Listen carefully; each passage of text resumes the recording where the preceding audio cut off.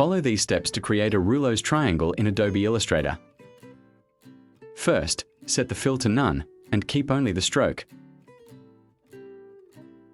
Create a triangle using the polygon tool. Here, I'll set the radius to 300 pixels and the sides to 3.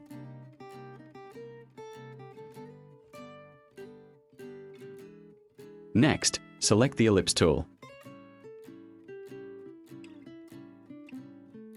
Hold Shift Alt, then drag from one corner of the triangle to the opposite corner. Now, choose the Rotate tool.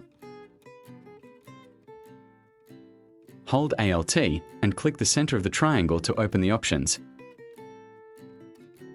Enter 120 degrees, then click Copy. Press Ctrl D to repeat the rotation. Switch to the Selection tool by pressing V. Move or delete the original triangle shape.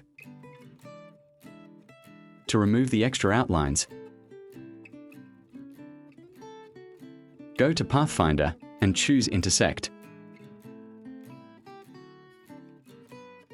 And that's it. Your Reuleaux triangle is ready. Thank you for watching until the end.